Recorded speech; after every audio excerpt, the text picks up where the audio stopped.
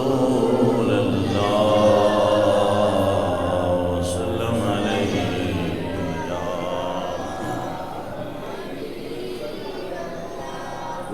کوئی گل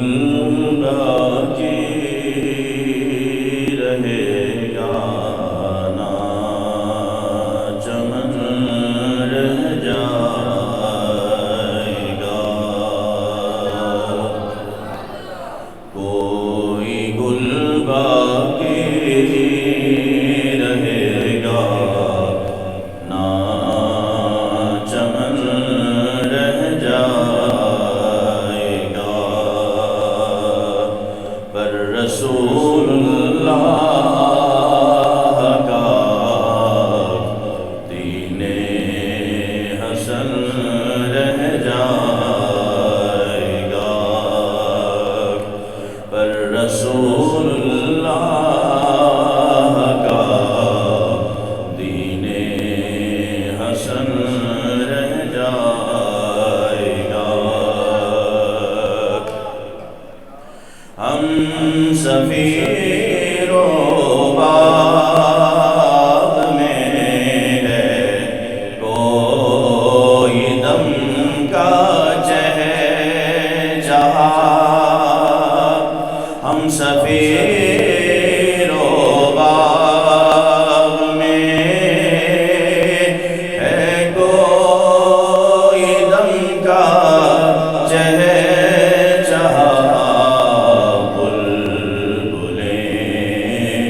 اڑ جائیں گے سونا چمن رہ جائے گا بلبلیں اڑ جائیں گے سونا چمن رہ جائے گا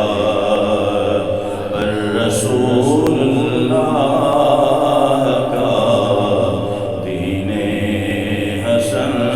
رہ جائے گا نام شاہ جہاں مٹ جائیں گے لیکن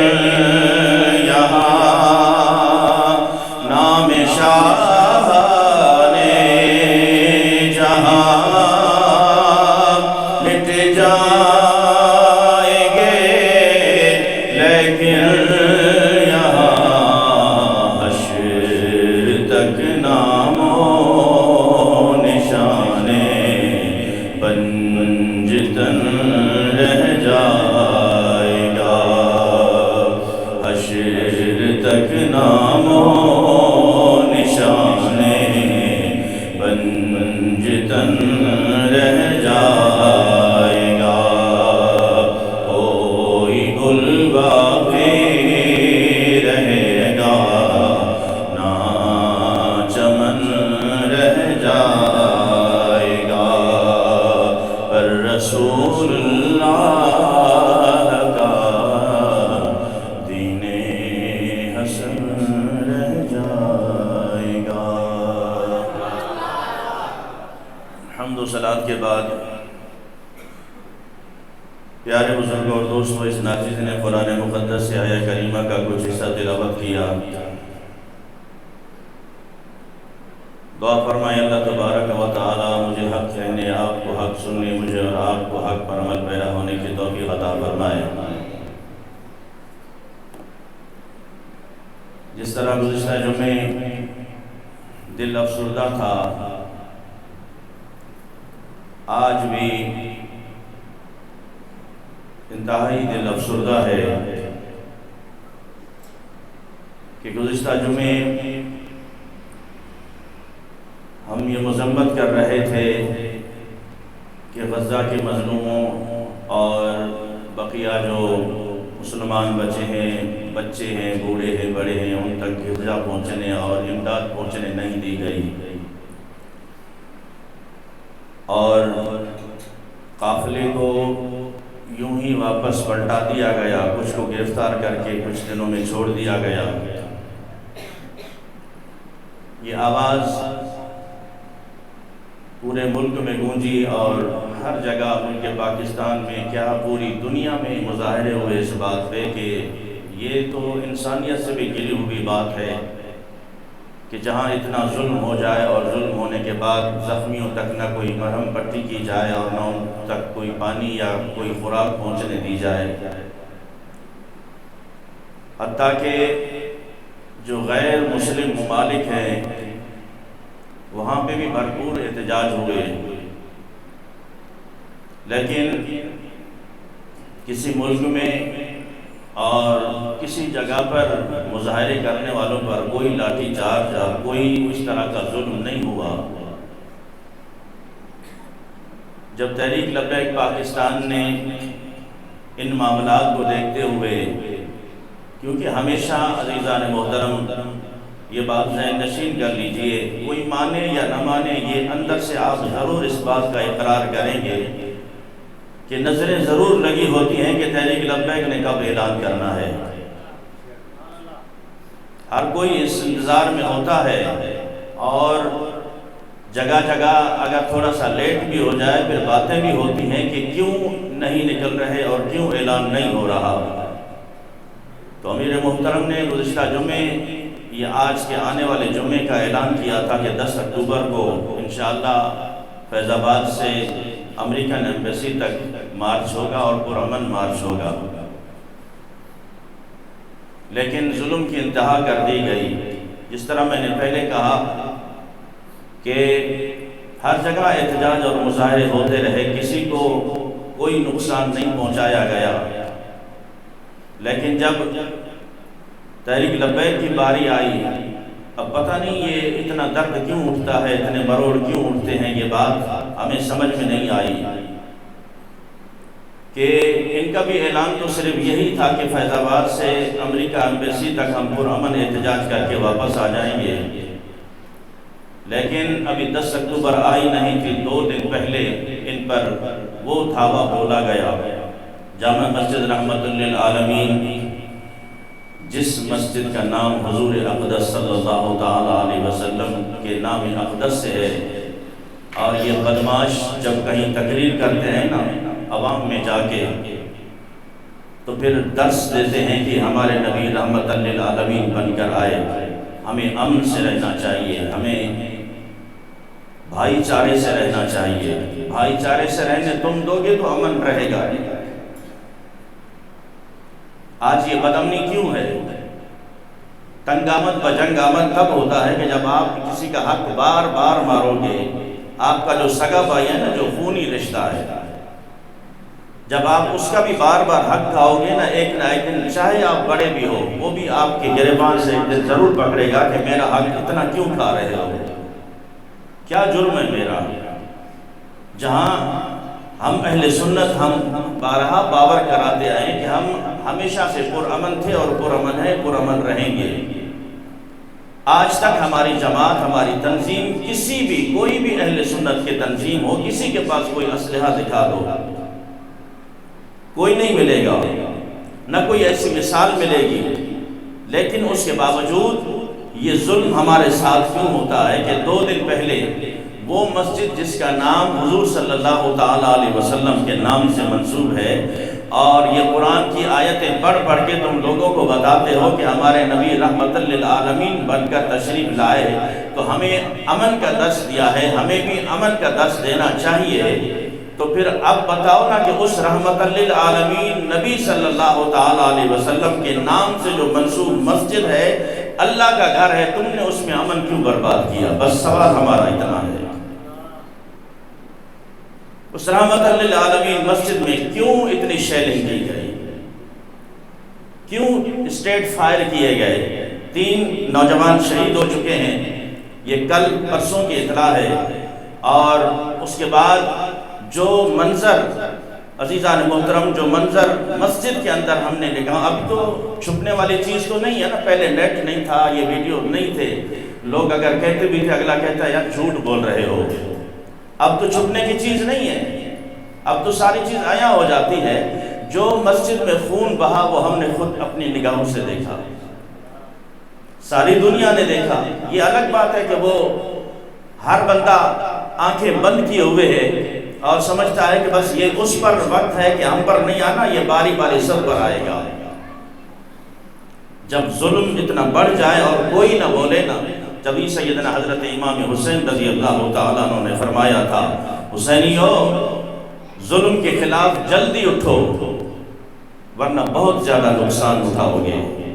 بہت سارا نقصان ہو جائے گا۔ جب ظلم کے خلاف بہت دیر سے اٹھو گے نا، آواز اٹھاؤ گے، پھر بہت سارا نقصان ہو جائے گا۔ اس نقصان سے بچنا ہے تو پہلے آواز اٹھاؤ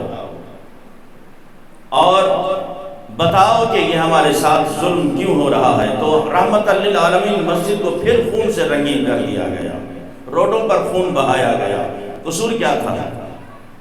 قصور کیا تھا؟ سوالیہ نشان ہے حکومت پنجاب پر۔ اس نے پہلے بھی ماڈل ٹاؤن میں جو قتل عام کیا عورتوں کا، بچوں کا اور طلباء کا، اور اس کے بعد جو ختم نبوت پر ڈاکہ مارا، وہ سارے ہمارے سینے میں نقش ہیں، وہ درد۔ لیکن ہم نے پھر کہا نا کہ ہم اس ملک کا امن برباد نہیں کرنا چاہتے، ہم ہمیشہ سے اس ملک کے وفادار ہیں، وفادار رہیں گے۔ لیکن کیا وجہ ہے کہ اس کے بعد بھی ہمیں یہ سزا دی جاتی ہے؟ تمہارے وہ درد ابھی نہیں بھولے تھے، اب پھر تم نے یہ آغاز کیا ہے اس بات کا۔ اور اچھا ظلم پھر اتنا، عزیزان محترم، ہم کہتے ہیں نا کہ ٹھیک ہے فلسطین پر بہت زیادہ ظلم ہو، وہ ہم سے بہت دور ہے، وہ کافر ملک ہے، یہود و نصارہ ہیں، دشمن ہے، اسلام کے بھی دشمن ہے، ہمارے کلمے کے بھی دشمن ہیں، ہماری جان کے بھی دشمن ہیں، یہ تو کلمہ گو ہیں۔ ایک سید زادے کو پہلے شہید کیا گیا، سید آل رسول کو، سب سے پہلی شہادت سید زادے کی ہوئی، سید حشمت علی شاہ صاحب۔ اچھا ان کی ڈیڈ باڈی جب لائی گئی اور عزیز و اقربا گھر لے جانے لگے تو اس کی ڈیڈ باڈی کو راستے سے غائب کر دیا گیا اور 2 سید زادیوں کو بھی اغوا کر لیا گیا۔ ظلم کی انتہا ہوتی ہے یارو۔ آج اہل سنت والوں، سونا جنگل رات اندھیری چھائی بدلی کالی ہے، سونے والوں جاگتے رہنا چوروں کی رکھوالی ہے، موت کا ایک دن مقرر ہے۔ تمام خطباء اور تمام علماء، تمام تنظیموں کے سربراہ، تمام قائدین، تمام لیڈران، تمام قومیت کے سربراہ، قوم والوں نے کلمہ نہیں پڑھا، وہ مسلمان نہیں ہیں، وہ صرف قومیت پہ لڑنا چاہتے ہیں، کلشن اٹھا کے 10 بندے مار دیے قومیت کے نام پر۔ تمہارا بھی فرض بنتا ہے کہ یہ ظلم دیکھ کر اگر تم آنکھیں بند کی ہوئے، اس کا قیامت کے دن سوال ہوگا تم سے ضرور۔ اس لیے آج وقت ہے، اٹھو اور بولو کہ ہمارا قصور بتاؤ، ورنہ یہ سوالیہ نشان ہے تا قیامت تم پر، اور آنے والی نسلیں تم سے یہ پوچھیں گی کہ تم نے بے گناہ لوگوں پر اتنا ظلم کیوں کیا۔ ہمارے پاس کوئی ایٹم بم، کوئی ہتھیار، کوئی اسلحہ نہیں ہے، ہمارے پاس ایک ہی اسلحہ ہے، ایک ہی ہتھیار ہے، وہ ہے لبیک یا رسول اللہ، ایک ہی نعرہ ہے۔ اس کے بعد ہم نہ کسی کو زندہ باد کہتے ہیں، نہ کسی کو مردہ باد کہتے ہیں، نہ کسی کو گالی ہے، نہ کچھ بھی نہیں ہے، نعرے ہیں یہی ہے لبیک یا رسول اللہ، تاجدار ختم نبوت۔ اگر لبیک یا رسول اللہ سن کے تم گولیاں برساتے ہو، وہ تو ہیں یہود و نصارہ، تم بتاؤ تم کون ہو، تم کس کٹہرے میں آتے ہو؟ سیدھے فائر کرنے والے، ان سے تو کوئی گلہ نہیں، وہ ہمارے دین کے بھی دشمن ہیں، وہ ہمارے جان کے بھی دشمن ہیں، اسلام کے بھی دشمن ہیں، بانی اسلام کے بھی دشمن ہیں۔ تم بتاؤ، تم تو حضور کا کلمہ پڑھتے ہو اور حضور سے محبت کا دعویٰ کرتے ہو، پھر تم نے عاشقان رسول پر اتنی شیلنگ اور اتنی گولیاں کیوں برسائی؟ اور پھر ظلم در ظلم، اس کے بعد یہ ڈیڈ باڈی اغوا کرنا۔ پھر اس کے علاوہ عزیزان محترم، جو زیادہ زخمی ہوئے، جو زندگی اور موت کی کشمکش میں تھے، اب ظاہر بات ہے انہیں فرسٹ ایڈ وہیں مسجد میں تو نہیں دی جا سکتی تھی، جو تھوڑے بہت زخمی ہوئے، جو خطرے سے باہر تھے، انہیں فرسٹ ایڈ تو وہیں مسجد میں دی گئی، رحمت للعالمین۔ ایک بار روزوں میں یہ منظر بنا تھا، پوری مسجد اسپتال کا منظر پیش کر رہی تھی، اب کی بار پھر یہ منظر پیش ہوا ہے۔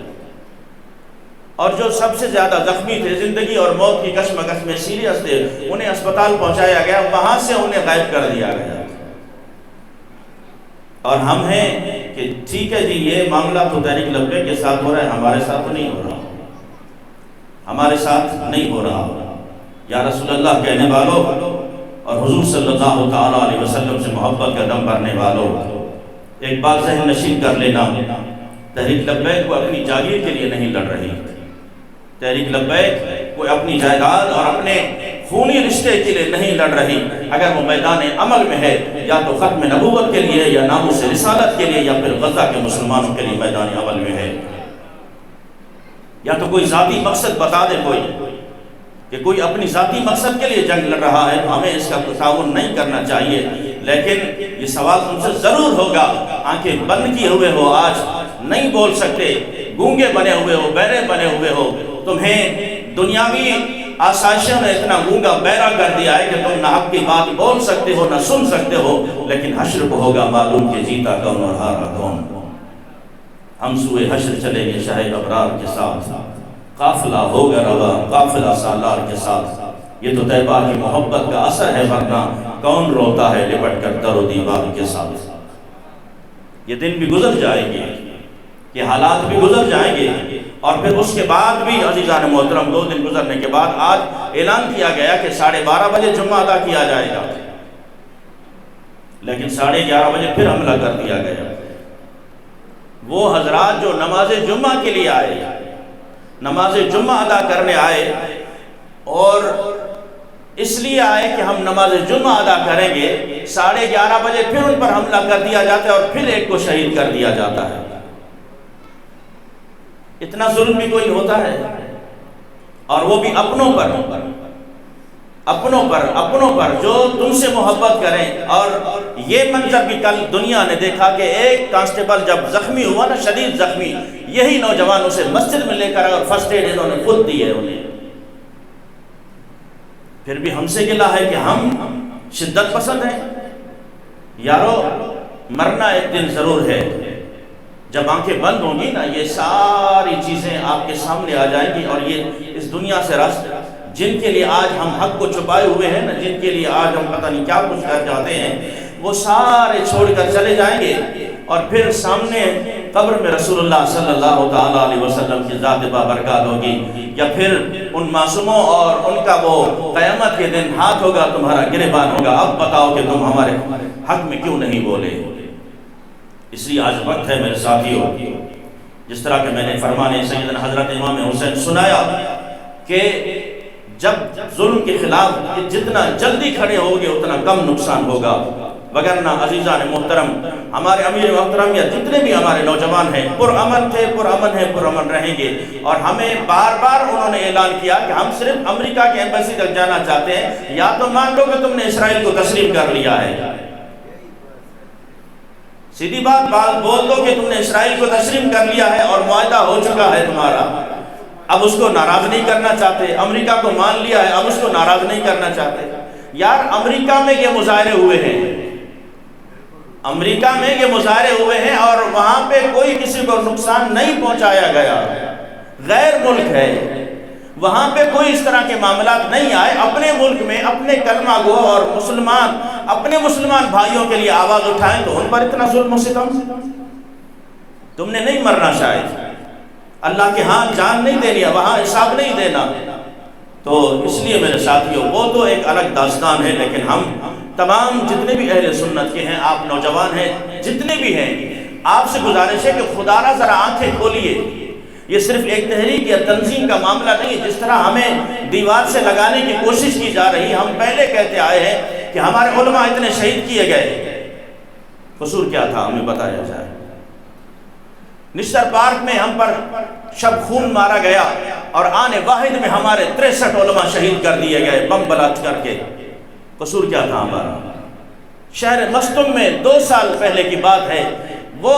عاشقان رسول جو رسول اللہ صلی اللہ تعالیٰ علیہ وسلم پر درود و سلام پڑھتے ہوئے، نہا دھو کے خوشبو لگا کے حضور کا ذکر کرتے ہوئے جلوس میں شامل ہونے کے لیے سارے کھڑے ہیں، اور چہروں پر بہار ہے، خوشیاں ہیں. کوئی پڑھ رہا ہے یا نبی سلام علیکہ، کوئی کہتا ہے مصطفیٰ جان رحمت پہ لاکھوں سلام، کوئی کہہ رہا ہے یا رسول اللہ کروں تیرے نام پہ جان فدا، نہ بس ایک جان دو جہاں فدا، 2 جہاں سے بھی نہیں جی برا کروں کیا کروڑوں جہاں نہیں. کوئی درود و سلام پڑھ رہا ہے، کوئی نعت پڑھ رہا ہے. اتنے میں ان پر بھی بم گرایا جاتا ہے، خود کش حملہ کیا جاتا ہے، اور آنے واحد میں 50 سے 60 ہمارے شہداء شہید ہو جاتے ہیں، اور کتنے گھروں میں صف ماتم بچ جاتی ہے. اب اندازہ لگاؤ نا، یہ خون ہم کہاں تلاش کریں؟ کس کے ہاتھ پہ ہم خون تلاش کریں؟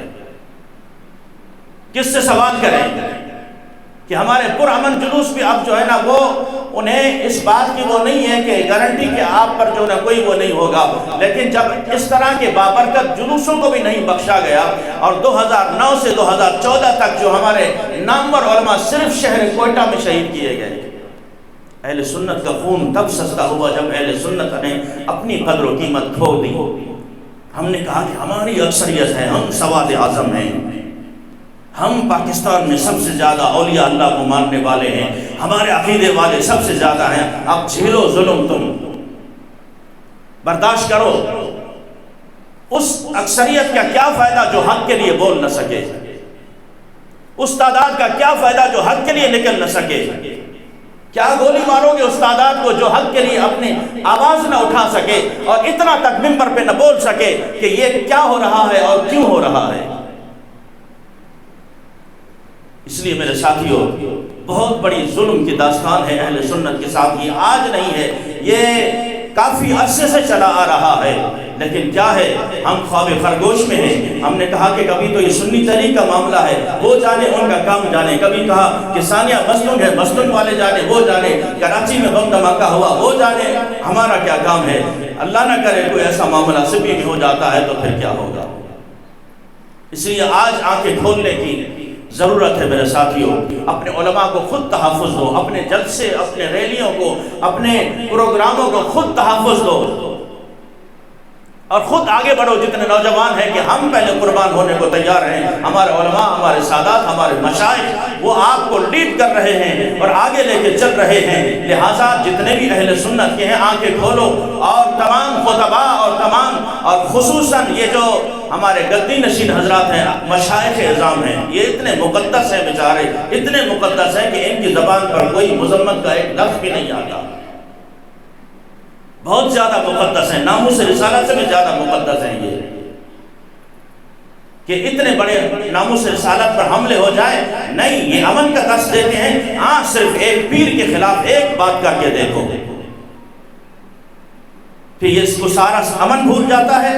اور ساری شریعت بھول جاتی ہے، اور اس کے جو چیلے گچھے چمچے ہوتے ہیں انہیں بھی ساری شریعت بھول جاتی ہے۔ پھر دیکھو کہ کس طرح تابڑ توڑ آپ کی ذات پر حملے ہوں گے اور آپ کے خلاف ہوگا۔ ہاں، اگر انہوں نے نہیں بولنا تو ناموس رسالت پہ نہیں بولنا۔ تمہارا پیر ناموس رسالت سے زیادہ مقدس ہے؟ آج تمہارے پیر کے جو اگر ہاتھ چومے جا رہے ہیں، یہ صدقہ ہے ذات مصطفیٰ صلی اللہ تعالیٰ علیہ وسلم کا۔ جس نام کے صدقے سے پیر نے عزت پائی ہے، اس نام کی بے حرمتی کی جائے، وہ پیر نکلنے کو بے عزتی سمجھتا ہے اپنی۔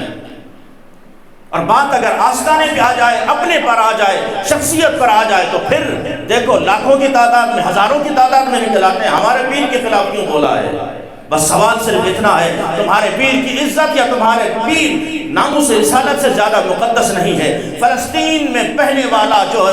خون ہے اور معصوم لوگوں کا خون ہے، ان سے زیادہ کوئی مقدس نہیں ہے۔ وہاں کے بلکتے بچے، عزیزان محترم، میں نے کہا تھا کہ اس جمعے میں سلطان صلاح الدین ایوبی کا تذکرہ ہوگا۔ سلطان صلاح الدین ایوبی رحمۃ اللہ علیہ وہ مرد قلندر بادشاہ گزرا ہے، جب 581 ہجری میں یہ بیمار ہوا، اس نے اتنا بیمار ہوا کہ قریب المرگ تھا، اور وہ جو اس ٹائم کے یہود و نصارہ تھے، کفار تھے، انہوں نے پھر منتیں مانگی بتوں کے سامنے جا کے، اس کو ہلاک کر دے، اس کو مار دے، یہ ہماری گردن میں اٹکا ہوا ہے۔ بڑی بڑی انہوں نے منتیں مانگی کہ یہ مر جائے، اس دنیا سے رخصت ہو جائے، لیکن سلطان صلاح الدین ایوبی نے بھی 2 دعائیں مانگی، 2 منتیں مانگی، اے پروردگار مجھے صحت دے دے، ایک بار مجھے صحت دے دے، بیت المقدس بھی آزاد کراؤں گا، اور جس خبیث نے ناموس رسالت پر برنس نے حملہ کیا ہے، ایک بار اتنی مہلت دے دے کہ سلطان صلاح الدین ایوبی اپنے ہاتھوں سے اس کا گلا دبائے۔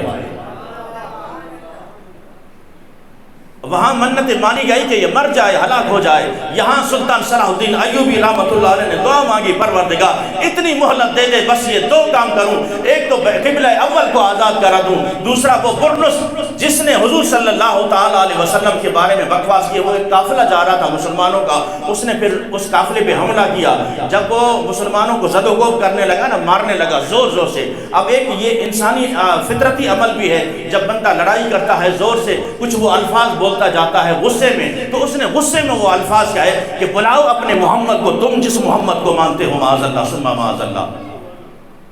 این ادعوکم یا محمد، کہاں ہیں تمہارے محمد، بچائے نا تمہیں، تم کہتے ہو محمد زندہ ہے،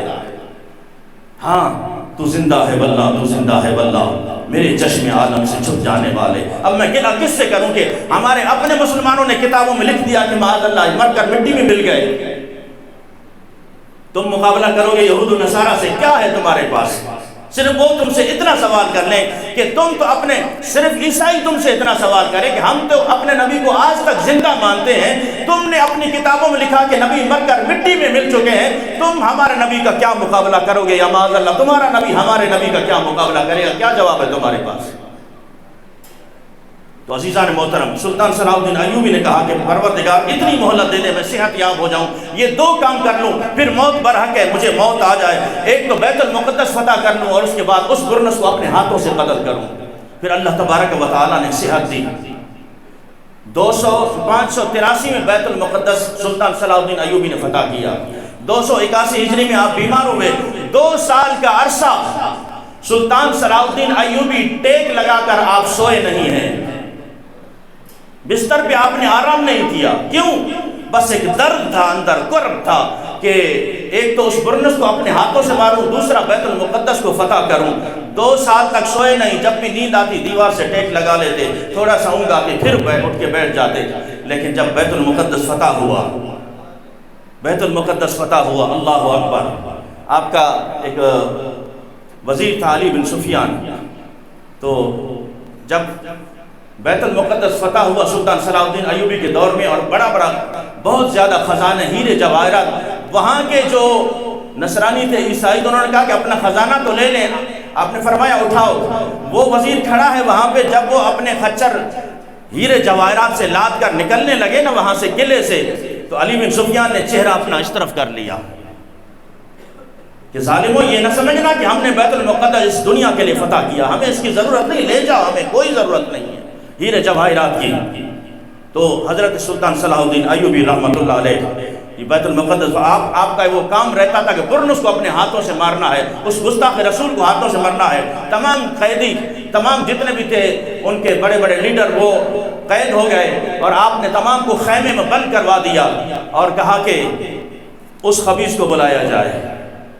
جب برنس سامنے آیا نا، سلطان صلاح الدین ایوبی رحمۃ اللہ علیہ بیٹھے تھے، اٹھ کر کھڑے ہو گئے اور آنکھوں میں شعلے برسنے لگے۔ کوئی حکمران اللہ تبارک و تعالی ہمیں بھی ایسا عطا کرے، کوئی ایسی غیرت مند حکمران ہو کہ ناموس رسالت کا سن کے اسے غیرت آ جائے، مسلمان خون بہتے ہوئے اسے غیرت آ جائے۔ سلطان صلاح الدین ایوبی کھڑے ہو گئے، کہا کہ تم نے بکواس کی تھی کہ حضور صلی اللہ تعالیٰ علیہ وسلم کو بلاؤ محمد کو، تم نے کہا تھا، تو محمد عربی نے مجھ غلام کو بھیج دیا ہے۔ تلوار میان سے نکالی اور گردن الگ کر دی، جسم سے ٹکڑے ٹکڑے کر دیا، اور اس کا سر جو ہے نا تشت میں رکھ کے سلطان صلاح الدین ایوبی نے کہا کہ جتنے خیمے میں یہ قیدی بیٹھے ہیں نا، ان کے بڑے بڑے جرنیل بیٹھے ہیں، جاؤ انہیں اعلان کر دو کہ میں وہ حضور کا غلام ہوں۔ جب مکہ فتح ہوا تھا نا، میرے آقا نے اعلان کیا تھا کہ جاؤ سب کے لیے معافی ہے، میں بھی یہ اعلان کر رہا ہوں، جاؤ تمہیں آزاد کر دوں گا، تم ہماری قید سے رہا ہو جاؤ گے، لیکن اس برنس کو میں نے کیوں مارا ہے؟ اس نے ہمارے نبی کی شان میں گستاخی کی ہے، اور پھر یاد رکھنا جو ہمارے نبی کی شان میں گستاخی کرتا ہے ہم اسے کبھی بھی نہیں چھوڑتے۔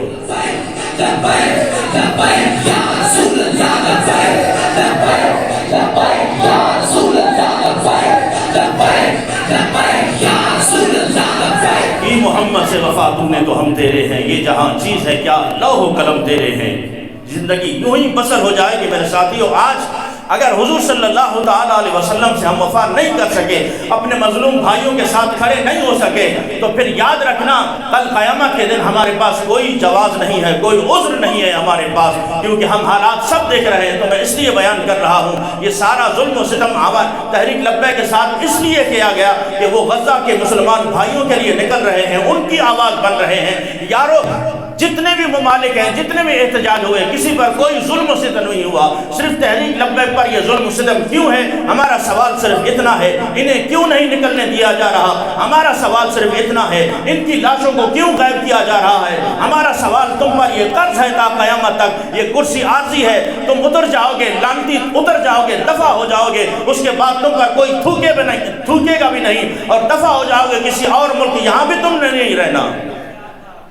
اس ملک میں بھی تم نے نہیں رہنا، اس لیے کہ تم نے اس ملک سے ہمیشہ غداری کی ہے، اور کرسی سے اترنے کے بعد تم فوراً بھاگ جاؤ گے، اور تمہیں وہاں بھی لعنتیں پڑتی رہیں گی، تھوک ملامت پڑتی رہے گی۔ لیکن یہ سوال نشان ہے پوری اہل سنت کے پرامن لوگوں کا کہ بتاؤ ہمارے نوجوانوں کی ڈیڈ باڈی کو کیوں غائب کیا گیا، سید زادیوں کو کیوں اٹھایا گیا، اتنا شیلنگ کیوں کی گئی، اسٹیٹ فائر کیوں کیے گئے؟ کیا یہ کشمیر ہے، مقبوضہ کشمیر ہے، یا یہ غزہ کا ملک ہے، یا پھر یہ کوئی اور اس طرح کا ملک ہے جتنا ظلم و ستم کیا جا رہا ہے؟ تو اس لیے میرے ساتھیو، آؤ آج ان کی آواز بنتے ہوئے پوری دنیا کو بتا دو کہ ہم انشاءاللہ ہر ظلم کے خلاف آواز اٹھائیں گے، اور جب تک دم میں دم ہے انشاءاللہ ظالم کا ہاتھ روکتے رہیں گے اور مظلوم کا ساتھ دیتے رہیں گے۔ اللہ تبارک و تعالی ہمیں حضور صلی اللہ تعالی علیہ وسلم کی سچی محبت نصیب فرمائے۔